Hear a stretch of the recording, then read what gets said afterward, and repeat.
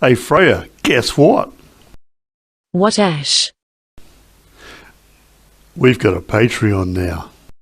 What's a Patreon? I'm glad you asked.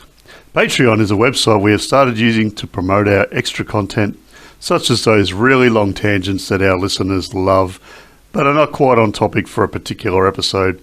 So we need somewhere else to put them so people can still listen. We might also have some fun competitions, giveaways, and other fun interactions for our listeners to join in with.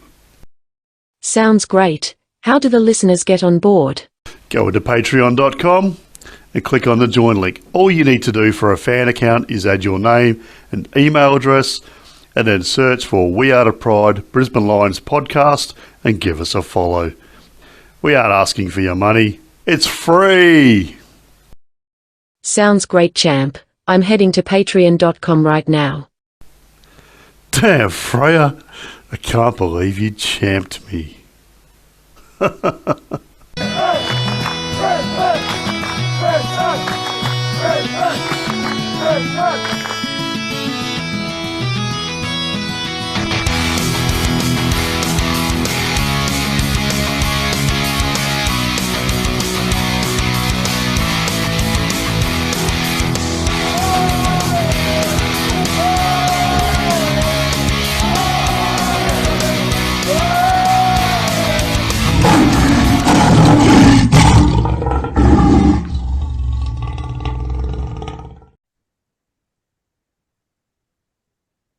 Hello, listeners, and welcome to round 14.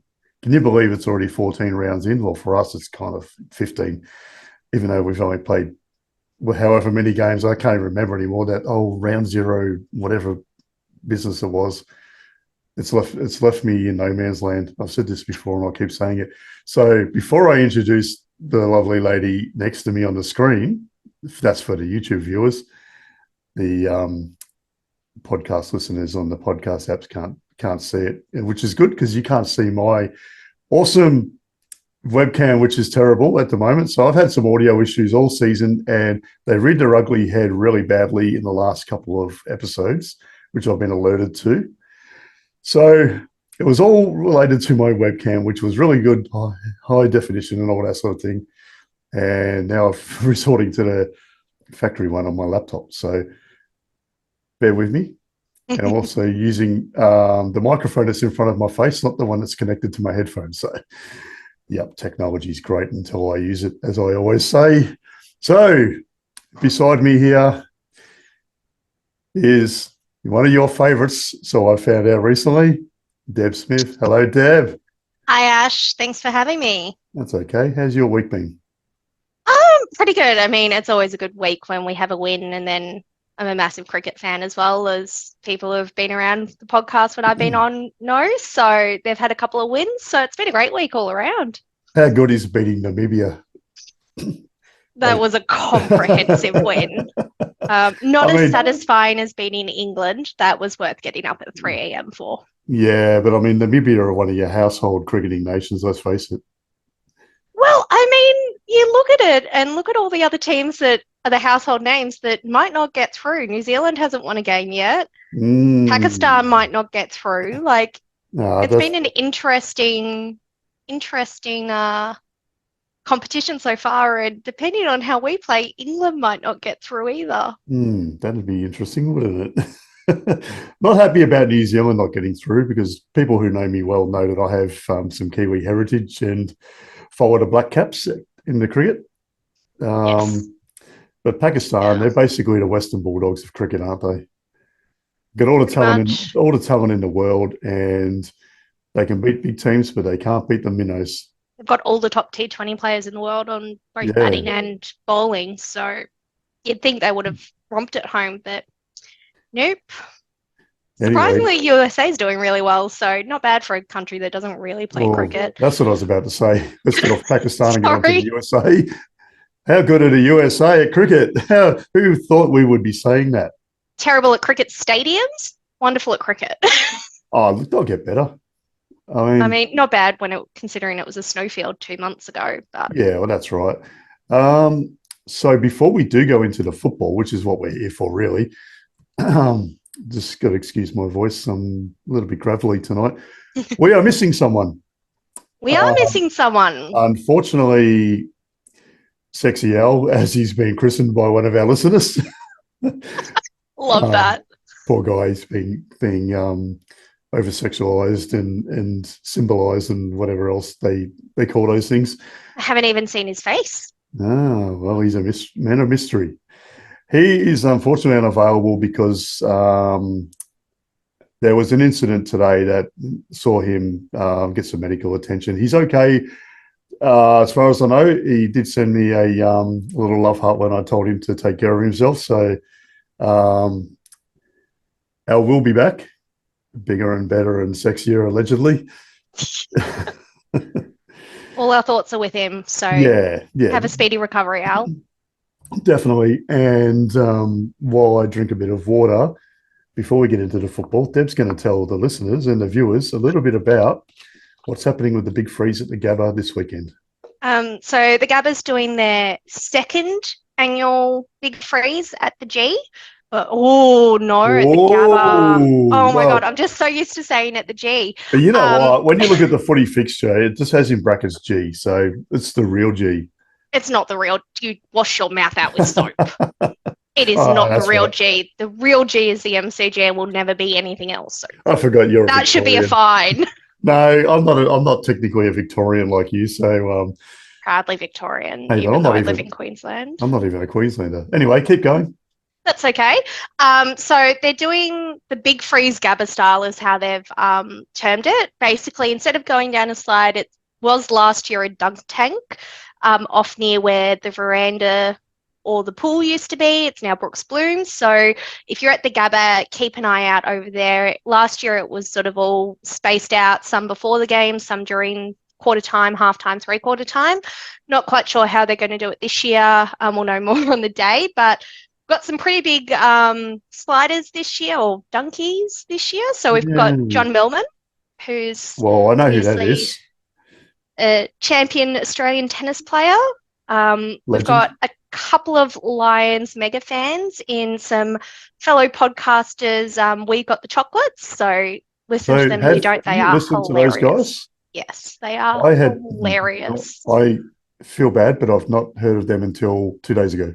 Oh, no, you have to listen. I reckon you will get an absolute laugh out of the stuff they do. I did hear yesterday from a few people that they are really funny, so I will be giving them a listen. Very, very funny. We've got Australian Winter Olympian Britt Cox, who I'm not quite sure who that is. I don't follow the Winter Olympics super much. Sorry, guys. Controversial. Well, I do. I'll admit I don't really follow the Winter Olympics that much either because it's winter and no, that's a poor excuse. I'm lazy and I should be punished for that. But I do know her name, and I believe she may have won something at some point. That's giving the listeners a lot, isn't it? There is, but far more importantly, she's actually related to a former Fitzroy Lions player in Len Cox. So there you go. Huge little link to both clubs there. So very excited to see her participate. And then we've obviously got a couple of others. Our AFLW coach Starcy's having a dunk or a slide. Again, not quite sure what they're doing. Adam Denson, who is a massive Lions fan. Is he that guy from that TV show that neither of us watched? He is that guy from the TV show that the only reason I know who he is because he's always got a Lions scarf in the background, which I love seeing a Lions scarf on the TV ads when they pop up. So it's an old Fitzroy scarf too, isn't it? Is that right? It's the Fitzroy colours. But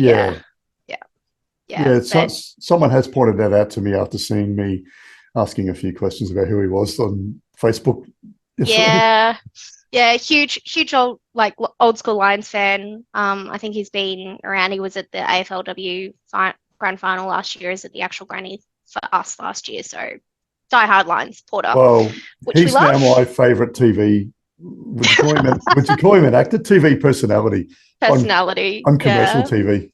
I love it. We've got a couple of other sports people in Brisbane Bullets star Casey Prather. I think that's how you pronounce his last name. Basketball. Don't know much Legend. about basketball. Sorry, guys. Basketball's good. We love it.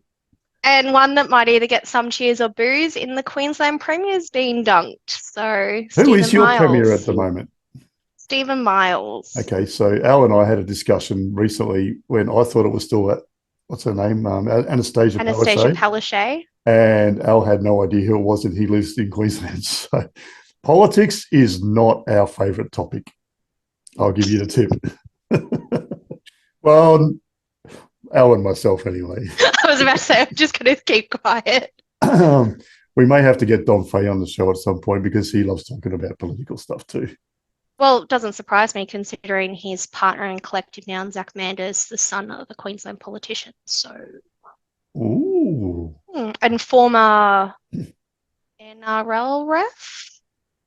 Which one's state of origin? Whichever state of origin is. Yeah, NRL. He used to ref that code. There you go. So I only know Bill Harrigan, I think his name was. The only ref I know. No, Tim Mander.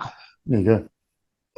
Oh, well, so, and some non-Melbourne Storm fans might say that Cameron Smith used to try and ref the games as well, but I am a Storm fan and I disagree with you wholeheartedly. He just played the game the way it should be played. Exactly. Yeah. Exactly. Go Cam. All right, so the Gold Coast Suns had a dunkathon for their big freeze, so I'm assuming that we're probably going to do the same. Yeah, so ours is actually officially linked to the Fight MND Big Freeze. So they've done one in Western Australia with the Western Coast Eagles. They did one in South Australia with the Adelaide Crows last week on Friday night. Obviously, they're the Big Freeze at the G on Monday, just gone. And ours is sort of rounds up the Australia-wide celebrations. So get behind it. Get a beanie. This is the 10-year one. They're $25. They are probably the best quality out of all of the beanies, and I've gotten every beanie I can since they started. Sure. And they're so soft. So really good, particularly given how cold it's been. In Brisbane, it's cold enough to wear a beanie, so grab one. If not, donate. And I do know that the charity partner that the Gabba does normally every game this year is another MND charity. So they're really, really getting on board with motor neuron disease this week. So that's a really good thing to do. Oh, that's awesome. Yeah.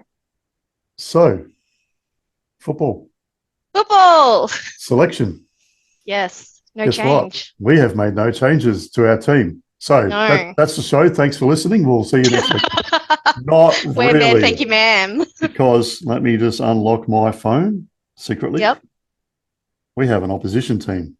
We do, and they've had a couple of changes. So. Yeah, so they've had forced changes. Dougal Howard is injured. That's I think he's a key defender these days. Wouldn't know. Jimmy Webster's injured. I don't think too many people will miss Jimmy. He's had a bit of a checkered season. No. Tim Membry's been omitted, which is interesting because Tim Membry used to be their guy. And somebody on a Saints fan actually went on to one of the Lions Instagram posts from the Lions, the actual club, and said he wishes Eric Hipwood was as good as Tim Membry. Well, Eric Hipwood got another game this week and Tim Membry didn't. Eric Hipwood also got the chocolates for the AFL MVP of the week, which is shocking because we never get anything like that. So I think Lockie Neal's got it a few times. So we probably get a little bit. Dacos. I've just given myself a fine. Yeah, and guess what? Every time you get another one, it doubles. So you're up to $15 now. That's okay. But also, you notice like the Golden Fist Award that they do on what's that show? The Bounce. It's meant to be a Defenders Award and doesn't even go to bloody Defenders. And this is what happens when you have non-defenders picking. That is a big sore point for me. Yeah. Spud would be rolling in his grave knowing it's not going to Defenders. He would, and many other I will say like the Defenders seem to have this little club of defenders around the league and ex-defenders and whatever that are all up in arms about it. And good on them. Should be. Good on them, because let me tell you now, as a football coach in years gone by, I'm not doing it this year. I was known to be very defensive minded in making sure I had the best guys down in defence and trying to keep the opposition to the lowest score. No, I was not like Ross Lyon because I also wanted my team to actually score. But yeah, we'll get to that in a minute because I've got a few things I want to say. Also out is Nasiah Wanganeen-Milera, who I was really looking forward to seeing play because he's a gun. So that was only announced today. Yeah, he's been managed, so like that's a bit disappointing. That suggests there's an injury they're not willing to admit. Yes, well, there's another thing I'm going to talk about very soon involving our club. We haven't actually discussed this prior, guys. Just letting you know that. We're doing all of this on the fly, trust me, because of my little issues that I had with my technology, as I always say. And I probably already said it in this episode. Technology is great until I start using it. I'm not quite boomer level, but I'm getting close to that age. And that's saying a lot. So Zane Cordy is a key defender, and he's a good VFL player, but not really a great AFL player. No. Zach Jones, the bloke who gets a lot of the ball and butchers the hell out of it, but then the media tells us how great he is. He's in. He brother of Nathan, who was a good footballer, like his brother, this is going to bite me on the ass now. It's big time. Cooper Sharman. Swear if he plays well against us now. Cooper Sharman's also in for the Saints, and I believe he kicked 3 in the VFL on the weekend last. So he's like it reminds me a bit of Joy Amos, who plays for the Dockers. He's sort of that sort of player, not quite as good as Joy Amos though. I mean, no. He's, as I've said many times, he's one of my favourite non-Lions players. And Ari Schoenmaker from Tasmania is making his debut for the Saints. Which is exciting. Always good to have a debutant. Well, it's better when we have one because we care more. But good luck to Ari when he plays his second game in a week's time. Have a quiet one this week, champ. Yep, exactly. Look, it's going to be interesting. I guess the Saints have obviously, Wanganeen-Milera is a really good player. He's had a good season. I was really disappointed to see that out. I don't think Zane Cordy's up to Dougal Howard's level. Dougal's one of those real Dower type defenders that every coach loves to have in their team.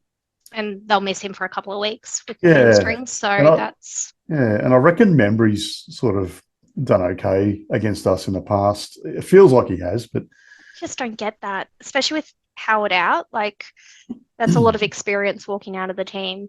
Yeah, so a guy who everybody thinks has done really well against us in the past, and I have actually got the proof that he hasn't. It's Max King. There's been this very heavy narrative for the last 2 or 3 years that Max King gets a hold of Harris Andrews all the time and often. And even another Lions podcast mentioned it in their game preview earlier this week. Guys, Harris watch really the football. Plays on Max. Watch the football and look at the stats. So Max King kicked 4 goals against Harris once when Harris had a PCL injury and could barely run.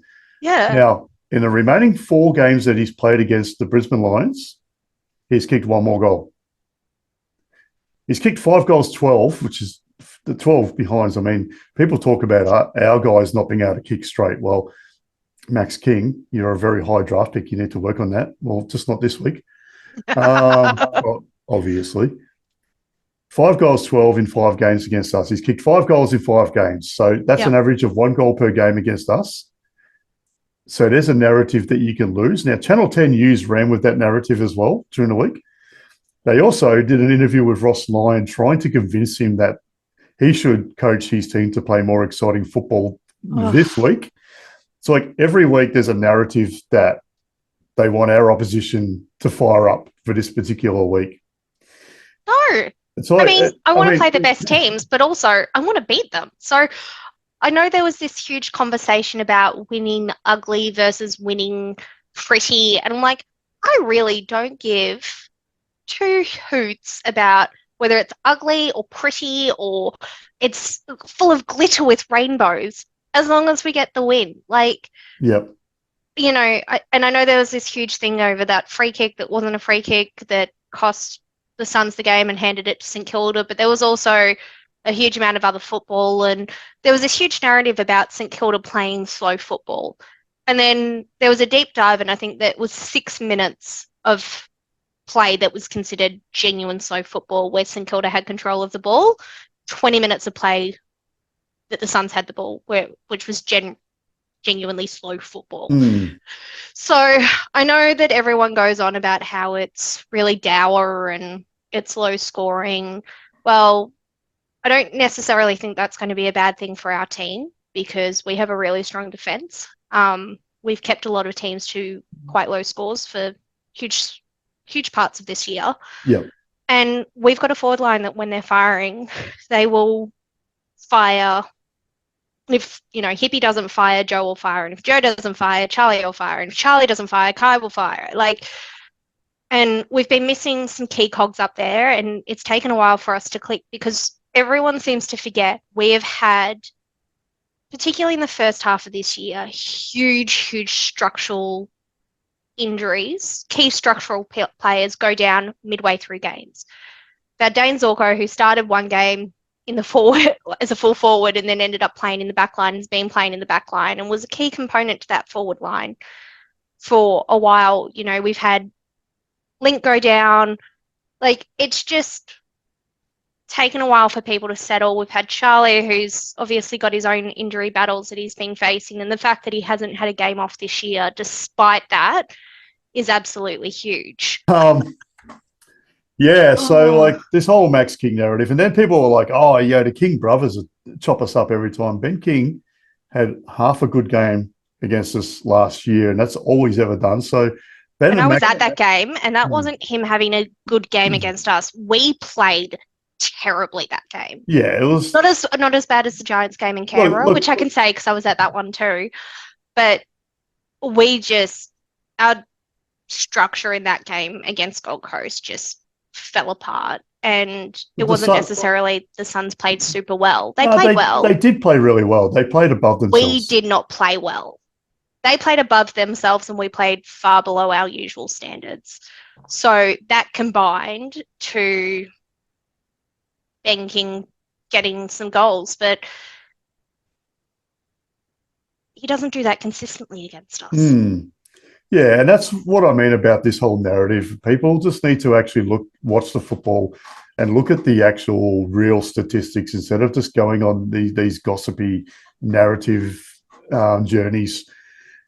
Anyway, that's enough of that. So one good bit of information is that apparently we've got no new injuries. But guess what?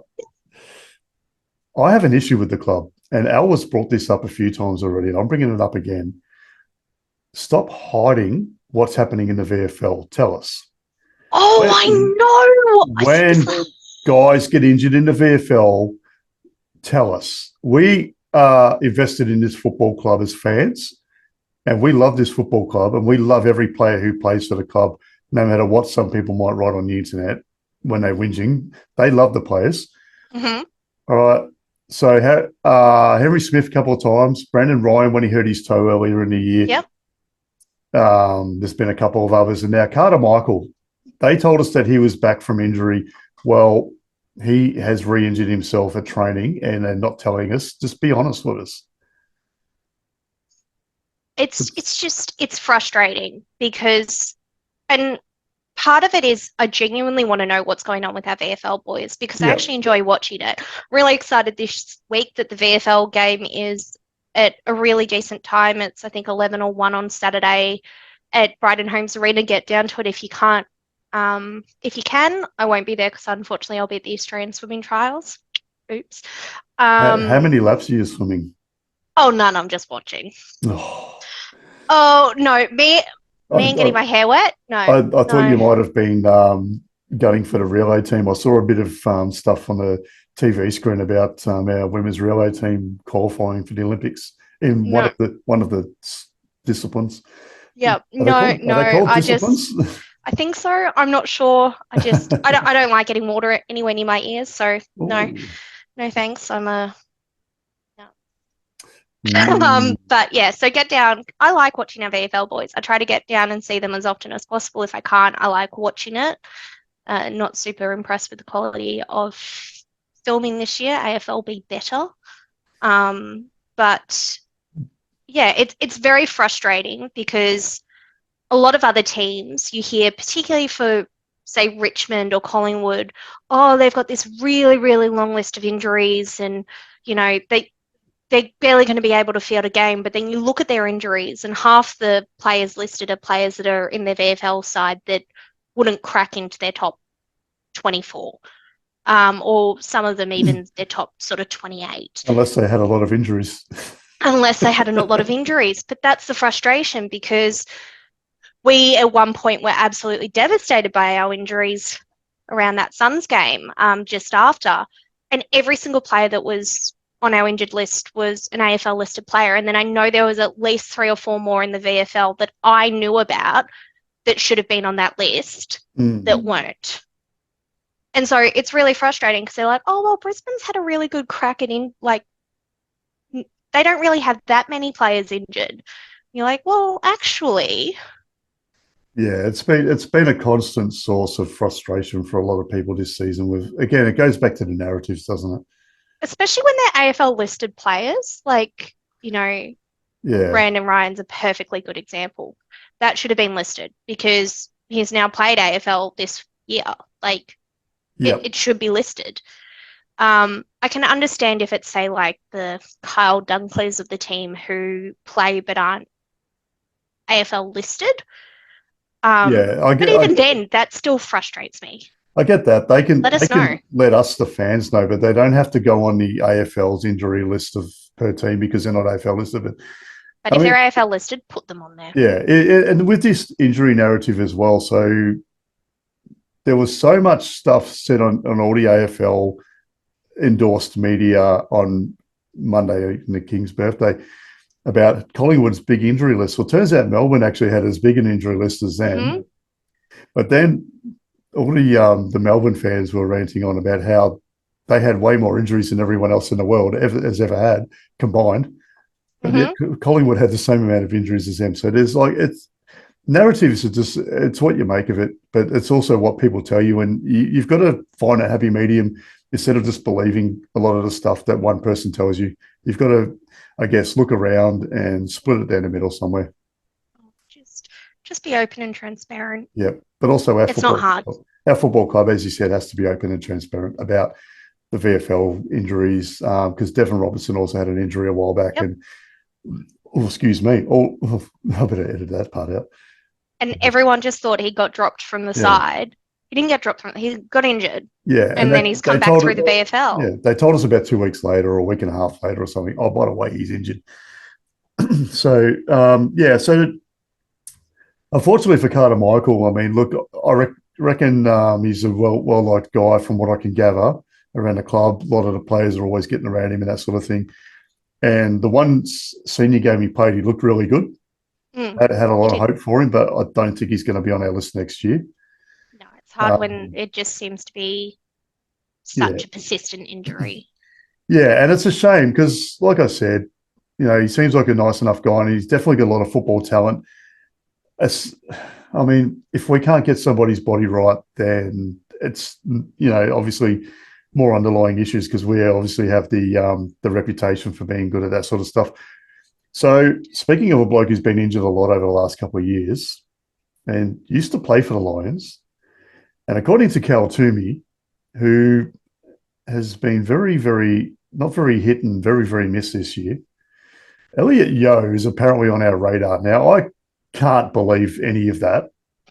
I can't see that. He went back to WA for family reasons. Yeah, there's been this again, the word narrative, there's been this narrative all season about from the Victorian-based media and the South Australian-based media that the Eagles should trade Elliot Yeo, whether he wants to go or not. They should do this and they should do that. He should go to the Crows. He should go to Richmond. He should go to this club. Well, he was linked to North Melbourne on midweek tackle this week. So everyone's linked to North Melbourne because apparently they've got a war chest. I don't even know what a war chest is. Do you remember when we apparently had a war chest? I'm like, well, you mentioned Spud Frawley before. He used to hate hearing that. He used to really, when he was on SEN, he used to go off his nut whenever anyone said a war chest. He was, and Yeah, no, I don't even know what that means. It's a bit like the old lower their eyes. I still don't know what that means. They want people to look at the ground. So it's a no to Elliot Yo from me. Good footballer, gets injured a lot. Isn't his, I want to say fiance, but might be wife or girlfriend, isn't she pregnant? And all of their Oh, families over there? could not Like, and could not it, even tell you. for someone that was part of our Go Home Five, and the whole reason was I need to be close to my family, I can't see him moving across the country. Nah, it's just it's just like this whole Charlie Cameron should go to this club and should go to that club crap. It's just guys. I know you've got to justify having this high paid job that you don't really deserve, but um, maybe just do one podcast a week about who should be traded instead of seven, because you're now making up so much stuff that's not true about Especially because so all many the guys. free, sorry, you finish. Yeah, that's it. I'm done. Oh, I was just going to say, especially because all of the free agents are signing away and Hmm. they're not waiting until the end of the year. And as I said earlier, and I'll say it again because it's my favorite player, so I'll drop him re-signing as often as I possibly can. Hughes re-signing. He normally always waits till the end of the year. Always. Yeah. That's been a consistent pattern. It's how he does it. He likes to focus on footy during the year and then everything else at the end of the year. He re-signed midway through the year, and I will almost bet some significant dollars that that was down to just shutting everyone else up Hmm. rather than because it would have been the same now or at the end of the year. And he prefers to do things at the end of the year. But it was just getting so incessant. Like it was 3 or 4 times a week, every week. It was getting mentioned, and it was St Kilda and this and that and this and that. And God, just lay off. Like, We've had our angry pills tonight, as you may have noticed. I have a lot of um, really hot button issues, and that's one of them. did you say So hot? is the VFL. Did, Things that really did you say hot blooded? hot button. Oh, hot button. What? Oh, I've never heard that before. Oh, things that when you press the button, it just goes. Oh, yeah, I'm like a volcano sometimes, Yeah, yeah, as you may have noticed tonight. yeah. Frustrated with myself and my grasp of technology, and it's catching up with me. I'm just going to have some water, folks. So you just talk away for a sec.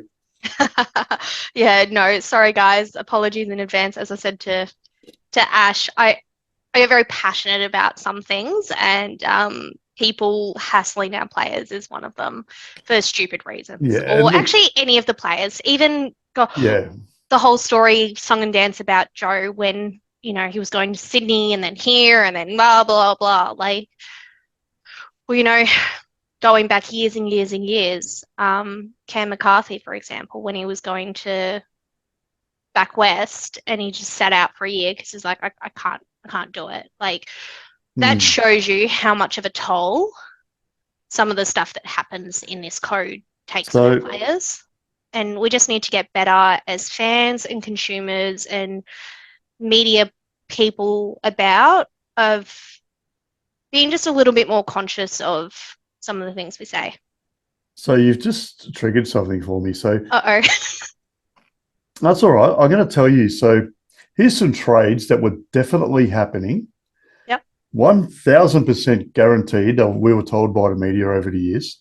Mm-hmm. Some of them are involving our club, but some of them are not. So Dustin Martin in 2016 was going to North Melbourne for 1.4 million a year. This was signed, sealed, and delivered. Yep. That happened. Oh no, Isn't he wait, going to Sydney in it didn't. 2009 too? Yeah, probably. And he's going to the Gold Coast, every year for the last 3 years. Nathan Fife was going to the Saints for 1.4 million in 2017. Yep. That also happened, didn't Oh, definitely. it? Yeah. Lance Franklin, or Lance Franklin, as Kane Corns likes to refer to him, and that triggers me. 2013, he was definitely going to GWS for $2.3 million a year. Didn't that Mm-hmm. happen? Well, he got Sydney right. Got the S right. Um, 2021, I think it was. Lockie Neal was definitely going back to Freo. Oh my God, and the song and dance around that. Yeah, that happened. 2018, Andrew Gaff was definitely going to North Melbourne for $1+ million.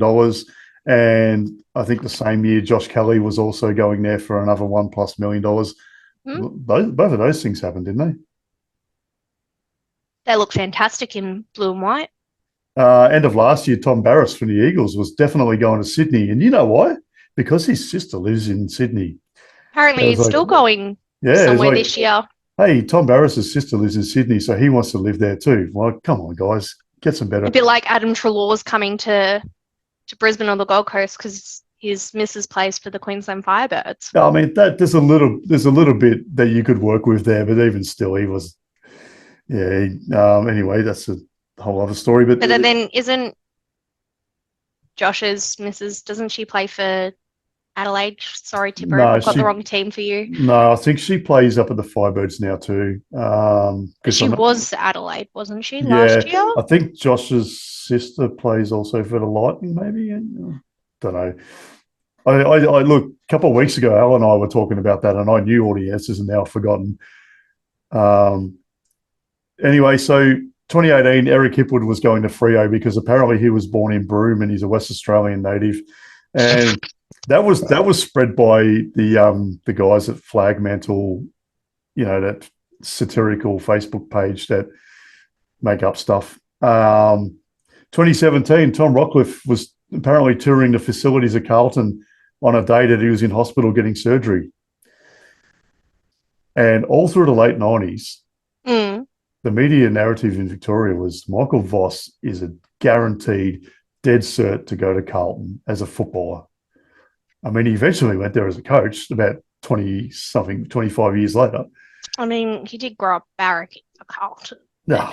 I mean, that was about as certain as Jonathan Brown was going to Collingwood or was going to the US to play American football. Do you remember that? Yeah. I mean, what can you do? So, yeah. So, anyway, we've had a bit of a whinge and whatever.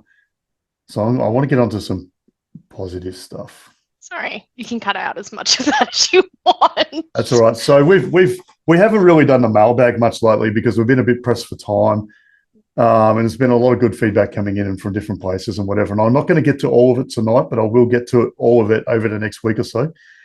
But we did get a message from Nick Dwyer on YouTube. Yep. Through YouTube. He listened to my little solo shorty last week. Oh, that was fun. I liked that. Thank you. He said he agreed with everything I said about Stewie Dew as far as him coming to the club and what he might do in the future and what we're doing with him at the moment and all the positive things I said about Stewie. And he just went on to say that he was at the 2008 grand final and remembered all those goals that Stewie kicked. And yeah, he just wanted to let us know that he was pretty happy with what we had to say there. So on TikTok, we put up a few videos last weekend and we got a lot of good comments, and I'm just going to give these people a little bit of a plug. And once again, thanks to James for introducing himself at the Fan Fest last week.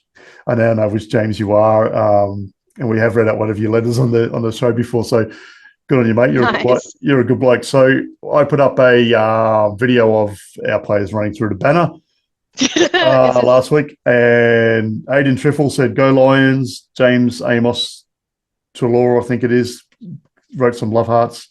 Anthony, who's a big friend of our TikTok, he comments a lot and gives us a lot of support, said, "Let's go Lions." Cowboy said, "Up the Lions." I had a Harris Andrews appreciation post on there as well, and Janelle said, "He's my goat."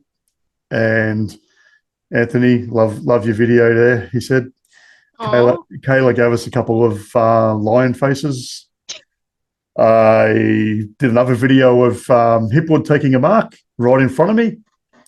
Didn't get very many views on that one, but having said that, we got a few comments. Anthony again wrote, "Hipwood, yeah." James Amos Treloar gave us a few more love hearts. M&M's just wrote the number 6, and we all know what that means. And the good friend of the show, Stacey, wrote, "Bloody brilliant night for Hippie." Hey, bloody's my word, mate. Just Love your joking. stays. And I put up the last 40 or so seconds of the game against the Dogs. Eminem said, great win. Rob Crawley, good friend of the show. He's wrote into us a few times and follows us on everything that we have on the socials. Good on you, Robbie. Thanks, Great to see the Fitzroy fans there. But that's good. Lions on top wrote good win with a big flame emoji. So I think that means we're fire. On fire. I'm not quite as young as you guys. And Patrick Rake said, go Lions. And Anthony again wrote, yeah, let's go. So good on you guys. And there's we also did this a couple of weeks ago. I put up a photo of Lee Matthews, or as I mentioned last episode, we just refer to him as Lee because he deserves it. And Jason Ackermanis staring at each other. And I asked people to give us a caption for the photo. And Mel Wolf said, ever thought about playing golf? I'm assuming that Lee's saying that to Acker. Tony said, come on, Lee, can I do a handstand during the game like Wacko Jacko did? I'm sick of waiting till after the final siren. That's a good one. Sharon Morrison said it's like looking in a mirror. I'm not too sure if Lee and Acker look much like each other, but both absolute amazing footballers. Jeff Wilson, bit of tongue-in-cheek here. Got time for a coffee. We all know what Lee and Acker's coffees were like. Jeff Muir, how many times do I have to tell you? Get to the front of Lynchy. Sorry if that was loud, but oh God, flashbacks. Nate V said, not another handstand. I'm assuming that's Lee saying that to Acker. Yep. Deborah Bauer, remember Acker, if it bleeds, and there's a few little dots after that. Like we know what the rest means. Well, we can't say that word on YouTube. No. We can say, we get banned. If it bleeds, we can unalive it. I think we're allowed to say that. SG Photos, and I think his name is Shane. He said, yep. I said an oat milk latte, Acker. Got it? Hey, I'm into the oat milk lattes. James Lockwood, stop dyeing your hair, mate. You look ridiculous. I mean, come on. I'm not big on the bleached hair, but it's Acker. At least you could pick him out in a crowd every time. Acker made it work. I mean, everything he did worked in my eyes. Vladis Simkus, who's written us a couple of messages and of support over the time as well, just wrote, "Don't believe what Leper tells you." So, I don't know what Leper's telling Lee or Acker, but move on from Leper. And Cherie Seaman said, Coach, I'd like to talk to you about your car's extended warranty. Now, why? I want Mr. Trick not putting in there about, hey, Lee, I've got this house I want to show you. Acker sold this house for 750 Gs during the week. That was well above market value according to his Instagram. So good on you, mate. That's well done. You're kicking goals in the real estate industry. Now, I also... Well, we put up a, I don't know where we put it. Facebook. Yeah, so I was going to find it. We put up a post in one of the Lions groups asking for people to give us a one-word answer about Eric Hipwood's performance against the Bulldogs. I'm not going to read all of them out. I said I'd read out the best one. So Chelsea Louise said juicy. Sarah Kane, hyphenated, called for. Yep. He responded to the call there, or he answered to the call, as the Lions do. Yep. Matt Patford said electric. Loved it.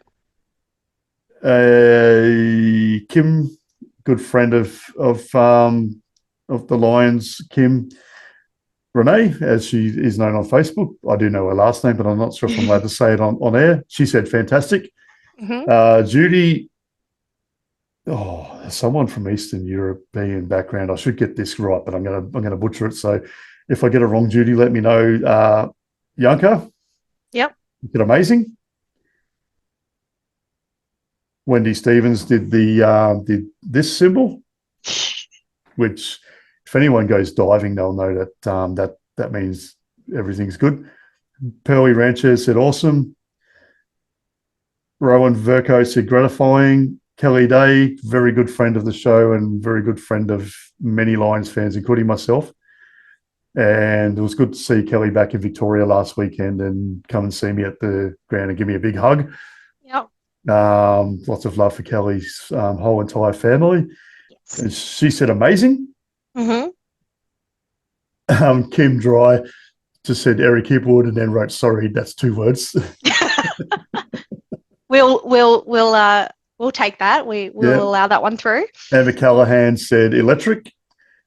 Chris Lever said immense. Emily Kalea, another friend of the show, said exciting. Dennis Frank said superb. Colleen Hester did a bit of hyphenating, saying hip hip hooray. Also acceptable. I will not read out Chris's comment with the eggplant emoji next to it.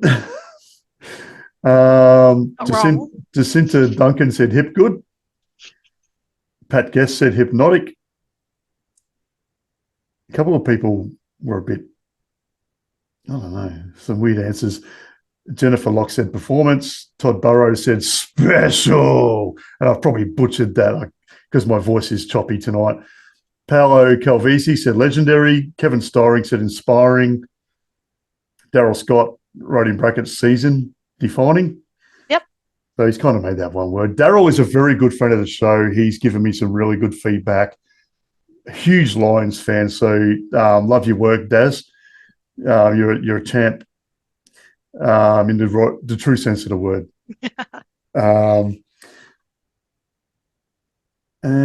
Stacey, as we've said, good friend of the show. She said amazeballs. I think she pinched that from Daniel Ricciardo. Bernadette Walters said sublime. Patricia Katsambas said amazing. Wilma Skupch, I probably butchered that. Sorry, Wilma. You are a very long-term Lions fan, and I apologise if I got that wrong. She said lion-hearted. That it was. Someone called Deborah said exhilarating. Best answer out there. Jenny Brumley, hippie hi-ho. Diane Collins, impressive. Diane Newcomb, brilliant. John Bridges, don't want to read that one out. That was uncalled for, mate. But then he did correct himself and say, I really hope he gets the best out of himself, though, because he's still young. So thanks, John. And Tim said, brilliant, and laughed at the meme that I had attached to the post, which nobody mentioned that there was a spelling mistake on there. Didn't even look, sorry. Well, I looked, but didn't notice. Never get the work experience kid to make memes because they wrote Hipwood with 2 W's instead of 2 O's. You know, the funny thing, your brain will look at a word, and if it's got the first letter and the last letter in the right spots, 9 times out of 10, your brain will tell you it's right, even if it's spelt wrong. That is correct. And I've seen a T-shirt where it has a couple of letters swapped around, and I can't say what it actually says, but then underneath it in really small letters it says, "I bet you wrong that red." So they get you a second time. Yep. All right, so thank you to everyone for all the lovely shout outs and comments on all the socials. We really enjoy and appreciate it. So there's a lot more that we will read out, and there's a few letters that have come in that have been really, really good and positive. A lot of good verbal feedback. And so we had a massive spike in our listenership last weekend. It went through the roof like you wouldn't believe. And it's continued on this week. So we really appreciate everyone's support. It's been amazing. And Al and I are putting it down to someone with a much sweeter sounding voice than ourselves, being on the show a little bit more lately. Oh, shucks. YouTubers get to see her face now too. And so if you recognise Deb at the Gabba, go up and shake hands, high five, whatever it is you like to do. Those who don't, I sit in the Gabba members at the bar, so best seats in the house, so come say hi.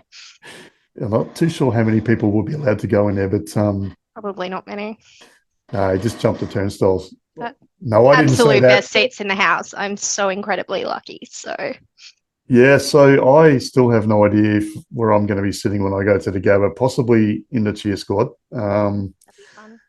Yeah, that's where I normally sit in Victoria. So we'll see. So that's coming up. So when we play Adelaide, I'll be up there, and hopefully all the Queenslanders get loud, because some of your fellow Queenslanders reckon you're not loud enough. But you know what? There are some games where you do come through really loud on the TV. So Especially the Lions chant. That's the one that comes through the most. yeah, I reckon the Queenslanders do that better than any other state. We do it in Victoria. I don't think we quite hit the same octave as the Queenslanders. So like really good work there. I definitely am not saying that because I'm biased, because I'm generally part of the Lions chant or anything. Yeah, I'm sure you are very vocal at the games and very loud. Yeah, when I take guests, I'm like, you might want to sit a couple of seats away. They all get warned. I'm like, you're welcome to come with me, but you might not have eardrums the next day. Yeah, that's all right. So sorry, not sorry. That's all right. I whenever I go to games in Victoria, I get photos of people's TVs sent to me, and from random people that I didn't even know who like knew what I looked like or anything. And Yeah. I saw you on TV. Even people that I work with. So can you please stop looking at me and look at the better stuff, like, I don't know, everyone else? I'm lucky I missed most of that because we're above or directly below the cameras, so they miss us 9 times out of 10, which is brilliant. Yeah, I can be a bit of a knob at games. When we kick a goal, I tend to celebrate pretty hard, and may or may not jump up in the air and pump my fists and all that sort of thing. And hey, I love my club. And everyone should celebrate hard and celebrate loud, because for a while there we didn't have much to celebrate, whether you're talking about the latter years of the Lions, the start of the Bears, that sort of terrible period in the sort of mid-teens where we really weren't doing much of anything. So celebrate hard and celebrate loud, because it gives the boys such a big lift. Yeah, that's right. And just so, speaking of hard times, so I'm working on an episode of our sister podcast, The Club We Hold So Dear. Yeah. Fitzroy history side of things. And I'm working on an episode about Fitzroy's last ever win against Fitzroy in the AFL, the last ever win. Obviously, there's a Fitzroy club still in existence, and they're doing some great work in A Division, or A section, I think they call it, because A Division sounds like it's in Pentridge Prison. So A section in the VAFA. So I did mention David Layton last episode. He's the president there, and he's doing some great work with that sort of football club. But back to what I was saying, though, because we love a tangent here. It's what we do. So if anybody would like to come on and have a bit of a chat, who was there at the game or watched it on TV, listened to it on the radio, that was Fitzroy's last win in 1996 against the Freo Dockers at the Western Oval, as it was called then. Whitten Oval, as we know it now. Feel free to get in touch. Brisbane Lions podcast at gmail.com, and there's also Fitzroy podcast at gmail.com, or just get in touch through the socials, because I'd really love to have some people want to get some thoughts and ideas. I was there, and you can see my arm in one bit of the TV footage, and only I know it's my arm. But I could see the bloke I was there with, my mate, who was not even a Fitzroy supporter. He's a Carlton supporter.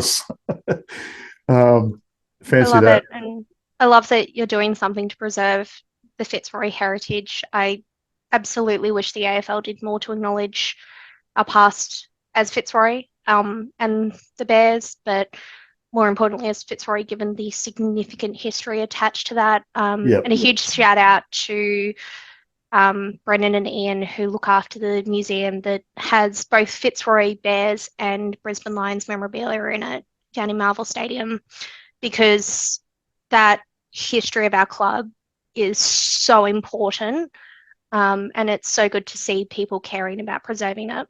Yeah, and if anybody did go to the Historical Society Open Day at the museum, I think it was about 2 weekends ago or thereabouts, I would love to also hear your thoughts on what you thought about it, what things you liked, The player wall with every single player who's ever played at least one game is amazing. Brendan Campbell's done a great job of that.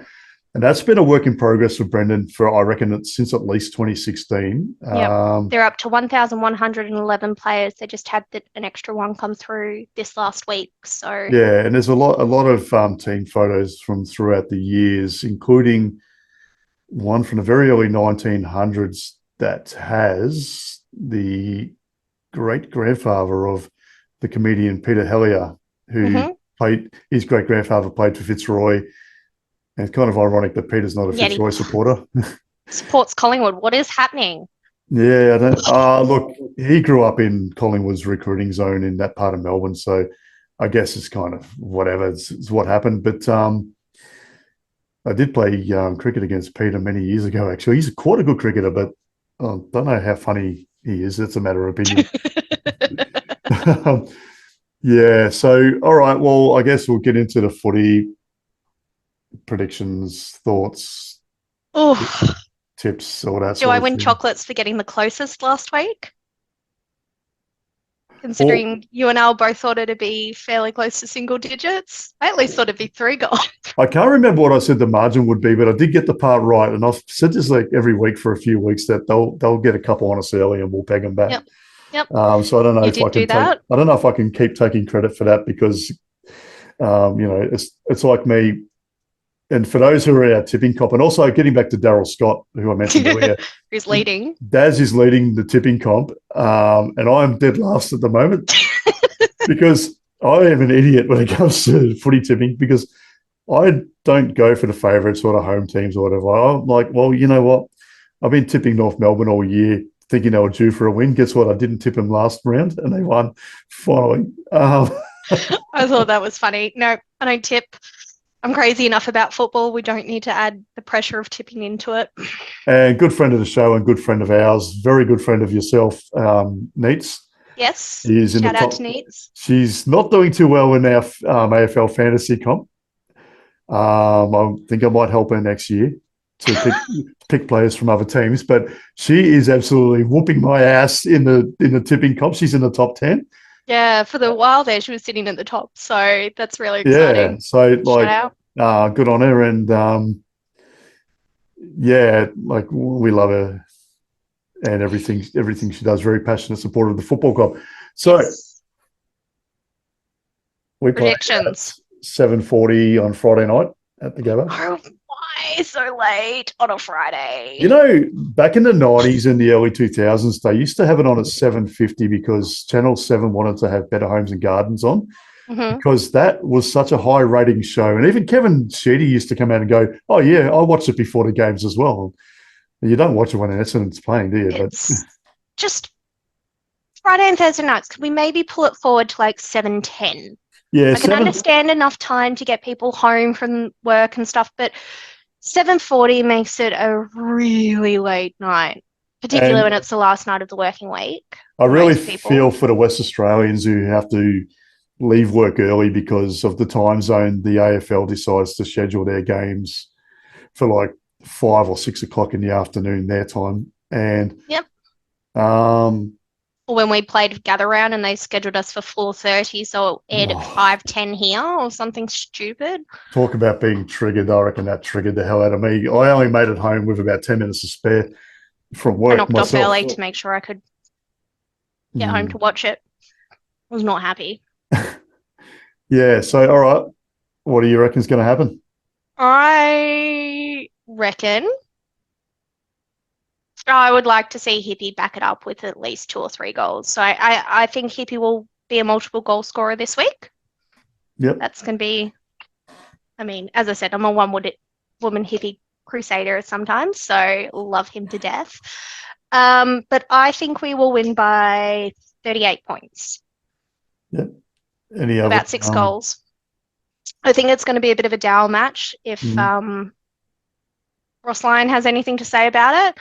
But I think our Surge football will overrun them.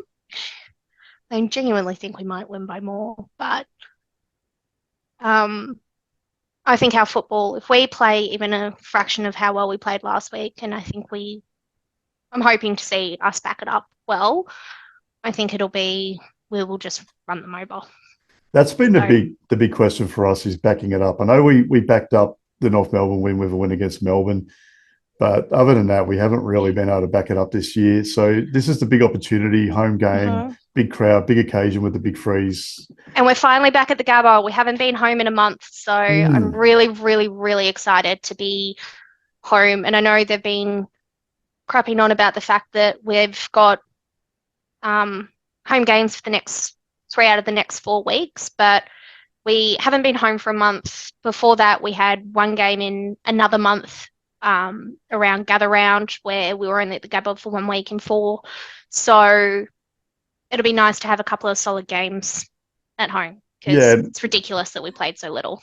And before the Swans played, I think 2 weeks ago at home, they hadn't played at home for about a month as well. So interesting fixturing, whoever makes them up. But heaven forbid, we've got such a huge advantage because we've had 2 byes already. Yeah. Well, we had a bye and we had 2 games in Melbourne either side. No offense. I'm so happy that we have games in Melbourne and that our Fitzroy supporters can get there, but it literally means we haven't played at the Gabba in a month. But even there's a lot of supporters in Victoria who haven't come from Fitzroy backgrounds as well. We're kids when the team was successful in the early 2000s, late 90s as well. And I know there are a lot of people who came on board at the beginning of the Brisbane Lions iteration of the club. Because it was something new and exciting. And I mean, Michael Voss. I do know people who jumped on board simply because, well, hey, Michael Voss is that good. He's my all-time favourite. My all-time favourite. All-time favourite. Yep. So sad he's coaching Carlton. I'm really happy he's coaching and that he's coaching well, but...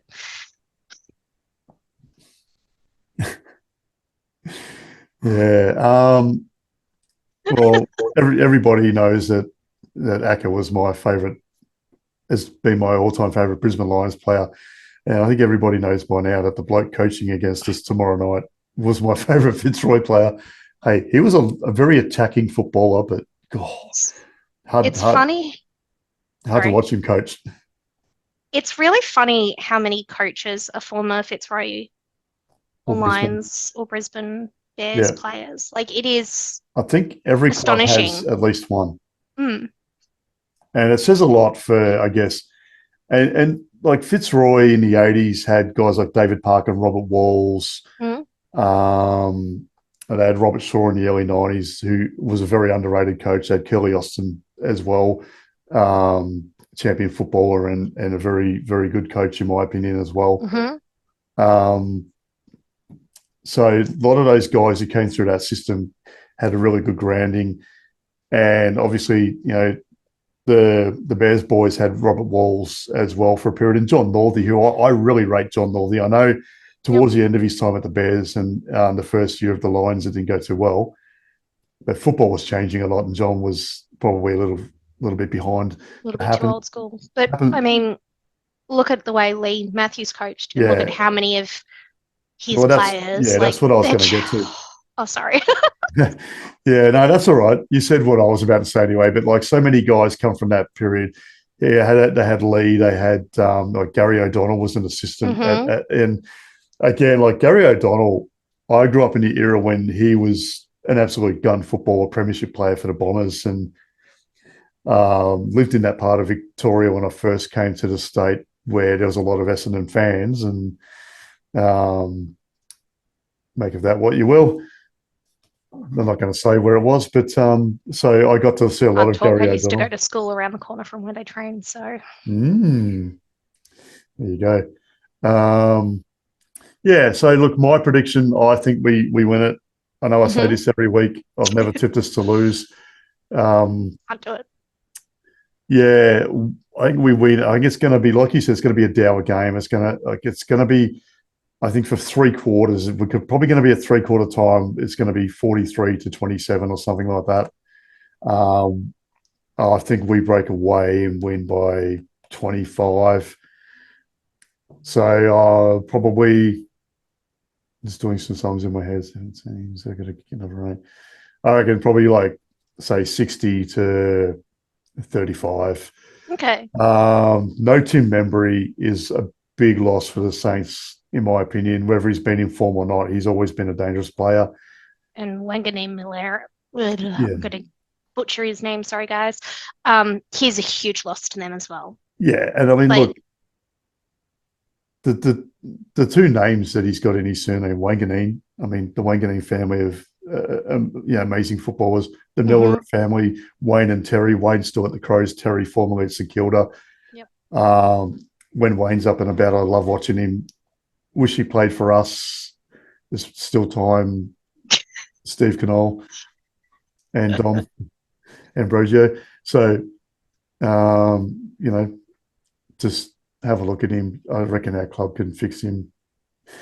But yeah, look, I think I reckon Charlie's going to kick 3.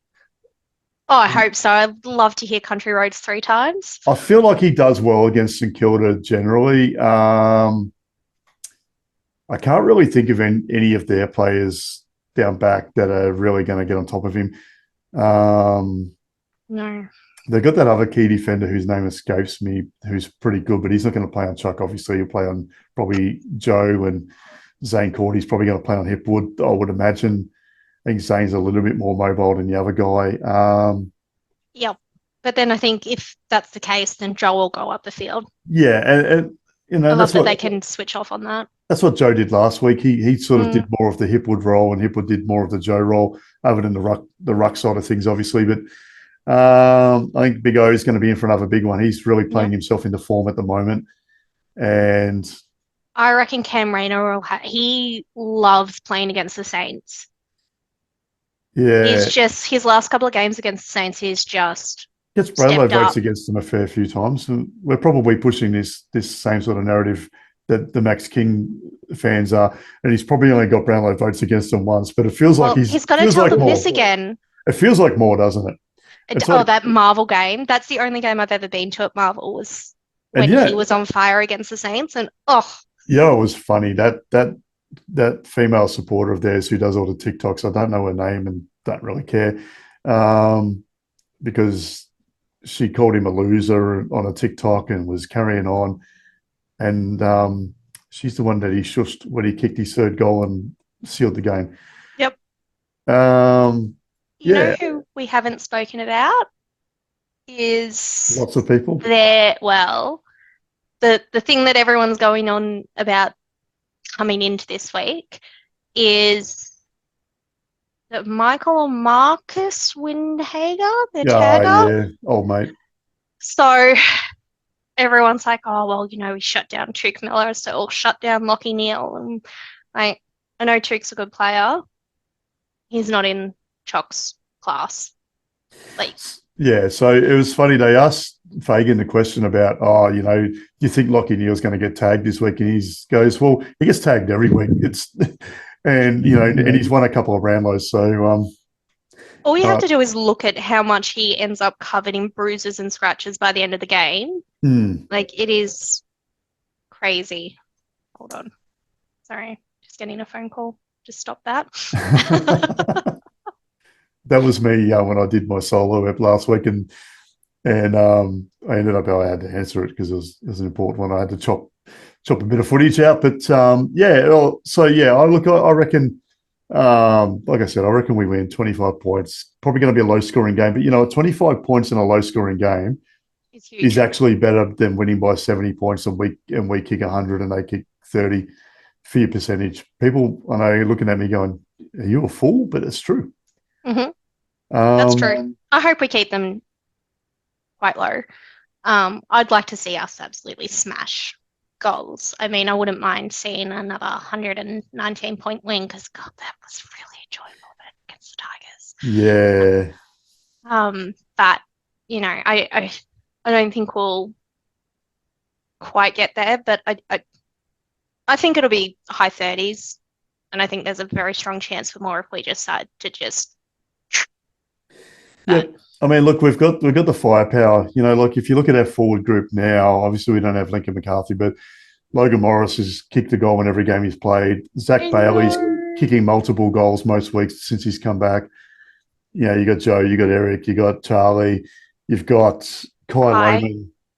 who I thought he played really well last week, but a couple of Mhm. fans were a bit savage about him, and I don't know. I thought he was pretty good. So I mean, he kicked a couple of points, but he was also very selfless. Like he gave away a fair few shots that he probably could have gotten, yeah, putting them to places that were far more palatable and far easier to score shots from. So but I like when we play selfless football. the other thing too is we're getting goals out of our mids again as well. Yay, go Um, Hugh! and And dunks. Chalk, oh, Yeah, old Lockie Neal kicked two last week, he and did. There's kicked one. yeah, A little and bit of a dubious free kick, but we'll take it. oh, Definitely got evened up. That dubious free kick got evened up, so it's fine. yeah, Excuse me. wasn't that a fun experience reading a lot of people's takes on the umpiring? Um, yeah, but look, Yeah. I think we did pretty well out of it in the end. But I mean, when you've got a player literally right in front of the umpires at clearances who is very, very obviously holding another player, you're going to cough up a heck of a lot of free kicks. yeah, Like, when you win the free kick count against the Bulldogs, it's a very rare occasion, so you'll take it. yes. Although Yeah. I must admit, we've won the last couple of weeks for the free kick count, which has been Mm. odd because consistently before that, we were like solidly losing them. So I I haven't don't seen know. the actual stats like on across the whole season. I just see like they put those graphics up on Fox Footy's Facebook page or Channel 7 or whatever, and they show like the free kick leaders, and you always see Richmond last, and the Richmond fans are like, "Oh, the AFL hates us." You I don't don't know. play so dirty. I don't know why they would hate a club that's won three premierships in recent years, but and made them the league a lot of money, but Again, maybe don't play so dirty. yeah, maybe don't have Marley and Pickett in your team. So just before we finish up, we'll finish up on a positive. So the Down the Guts podcast, good friends of ours, Yep. and very good episode this week that they put out. I did listen to it twice actually, and I very rarely do that for anything. Wow. Yeah, I had a couple of long journeys at work, so I went back and listened to them a couple of times. Um, and Adam, hmm I'm back on Team Adam. You're back on Team Brisbane. We're friends again, mate. I reckon in the next few weeks we may do some work with those guys. That'd be cool. Bit of a collaboration. Joe, the other co-host of Down the Guts, is a Port Adelaide supporter. No, sorry, Adam's the Port Adelaide supporter. Joe's the Adelaide supporter. Oh man, I'm going to be in Adam's bad books now. So we may do something next week with So we play them. Port next week at Yeah, Adelaide Oval. that's correct. So we can. I'll make contact with those guys. But listen to their show. They are really good. They know footy better than most of the people in the actual mainstream media. That's not super hard. Well, yeah, That was bad. I'm sorry. yeah. I mean, Not wrong though. yeah. James Controversial Brayshaw. opinion. Yeah. All right. Well, let's get out of here happy and smiley. See, look, Yep. there you are. You're smiling away. I'm smiling, but you can't see me because I I'm got excited. got this big thing on my microphone to help my voice sound a bit better. Yep. I'm excited. Um, 24 hours will be halfway through the first quarter, so excited. I love footy. Yes, and I also saw somebody just before I snuck in for a sneaky gym session before I came on air tonight, and I saw somebody floating around in the shadows at my gym working on one of the activities, one of the weight activities, and they were wearing a very vintage, early 2000s looking Brisbane Lions polo shirt. Wow. That's cool. So I will be approaching that person soon and becoming best friends with them forever. Oh, it's imperative to Yeah. have someone that you're super close to that you can Yeah, and look, all this out to, because yeah. um, big shout out to all of the Geelong-based Brisbane Lions and Fitzroy fans. There's so many. I see the stickers, the membership stickers on cars everywhere I go. I see people walking around with merchandise on. Let's keep painting this town maroon, blue, and gold because it's much better than blue and white hoops. Let's face it. Much. Everything's better than, when it's maroon, blue, and gold. So.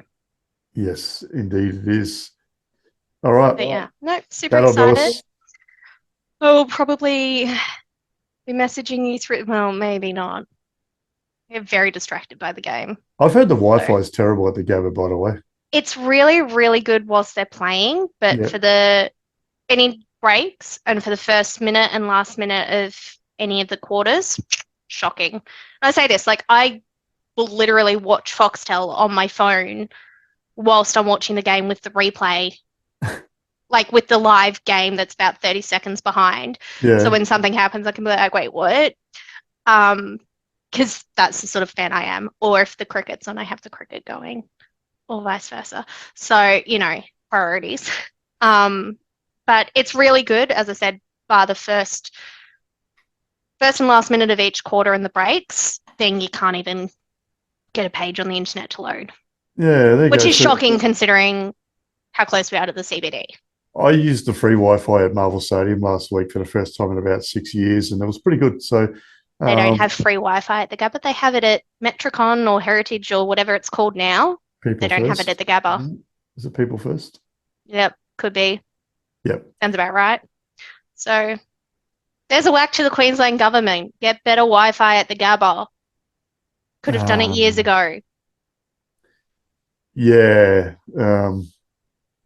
I'll find that out in a couple of weeks, I guess. Oh, it's shocking during the breaks. Absolutely shocking. During the quarters, you're fine. Like, whilst play's on,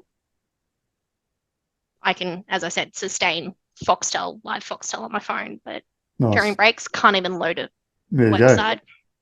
Oh, well, look, everyone's going to the shops to get themselves some hot dogs and chips and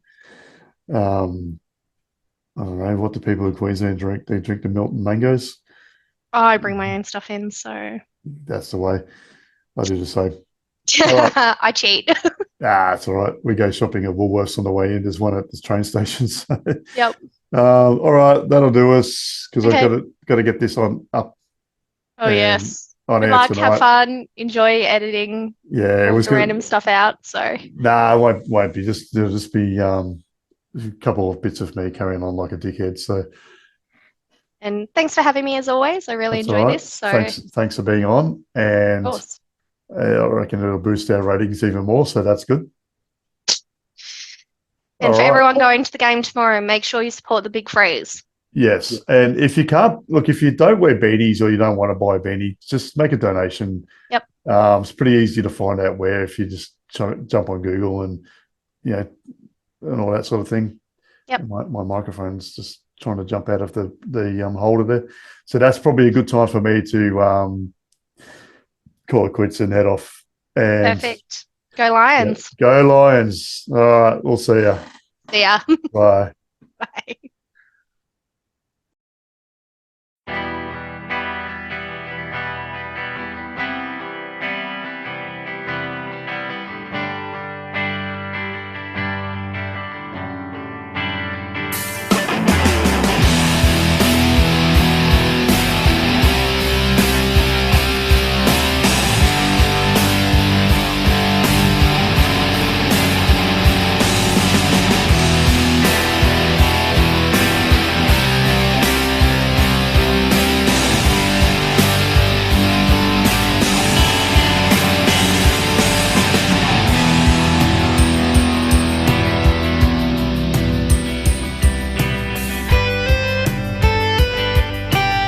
This episode was produced by Steel Hat Productions. Please follow us and enable notifications to get our latest episodes anywhere podcasts are available.